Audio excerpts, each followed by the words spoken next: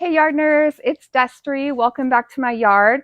Today I'm actually on my back patio in the shade. It's a hot summer day.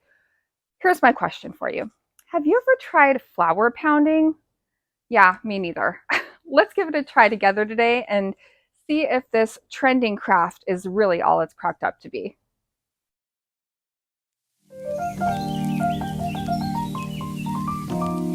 All right, so I did a little research on this kind of viral craft of flower pounding, or sometimes I guess it could be called flower pressing. If you haven't checked it out, I would encourage you to go down the rabbit hole.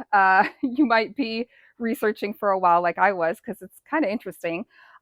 Supplies are really easy for this craft, or this, we'll call this a garden project. You need a hammer for pounding, and you need some kind of fabric. You can also do this on paper. So I just picked up this. These are flour sack towels. It's a set of 3. I got these, I believe, at Joann's. Pretty inexpensive. I'm sure you could get them on Amazon or whatever. So you can do fabric, or I've seen it done on paper as well. I'm not sure if doing it on the fabric, if the fabric's going to be washable. I have to do a little bit more investigating on that. And when I get these done today, I might throw one in the wash and just see how it does. I'm thinking this is more of a decorative craft than like a wearable craft. Canvas bag, something like that would be really cute too. So let's flip the camera around, see what beautiful things I collected from my backyard, and let's compose some cool floral pounding today. All right, so I went around this morning and just gathered up a lot of different things to try for this. One of the things I grabbed were some coleus leaves. Um, this is a heucherella or heuchera. I did quite a bit of foliage. I've got some nasturtium leaves here. Let's see what else I've got. So I grabbed a lot of leaves, and I'm going to kind of just set out everything I've got here so I can think about my compositions. So I've got this kind of thing here. And then as far as flowers, I think I want to try ones that are a little more flat.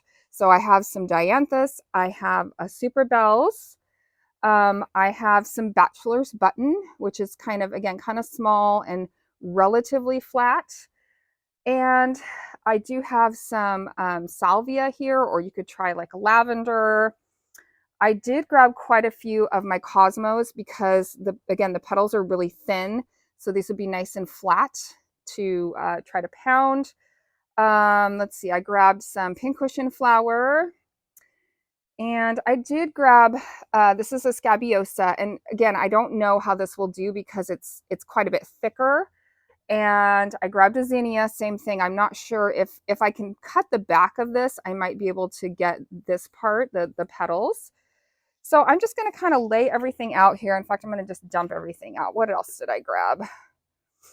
Oh, I've got this guy here, which I thought I might kind of take apart to pull the petals out. So just like a variety of things to try for this. Again, this is a white flower and I'm on a white piece of fabric, so I'm not sure how well that will work.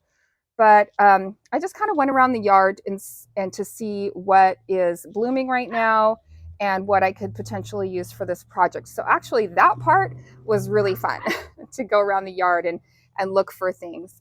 So I guess that would be step 1 in the project. All right, so step 2 is I'm going to find the wrong side of the cloth. Apologize for the Aussie Doodle barking. If you've been watching my channel, you understand.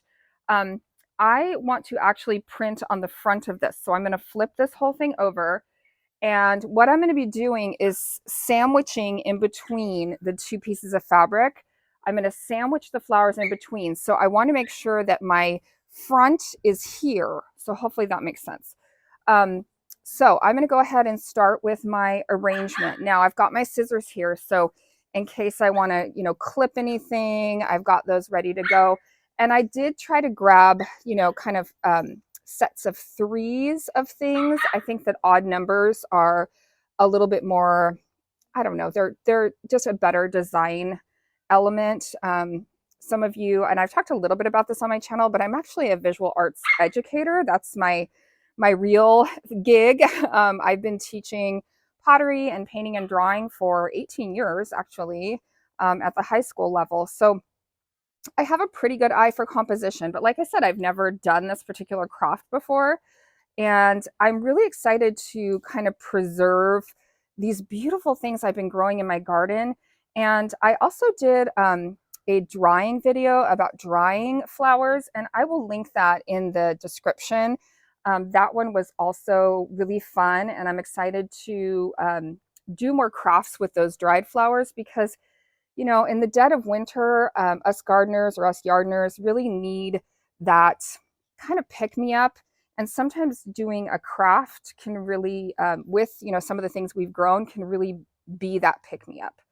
All right, so I kind of like this. I think I'm going to hold off on the scabiosa, but so far I kind of like this. This is looking good for me. So I'm going to go ahead and sandwich this over. And I have seen where people will like tape down the leaves or the foliage. I'm just going to try to kind of go for it here.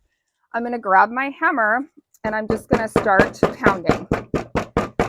So this part will be kind of loud. So I'm going to go ahead and do this part and probably do some music over. So I just started this and I realized that this surface I'm working on is not going to work. I'm on this table that has these slats and I need a flat surface in order to get a good impression. So I grabbed my cutting board from the kitchen. I'm going to slide that underneath and I think that'll fix my problem. Let's go ahead and give it a try.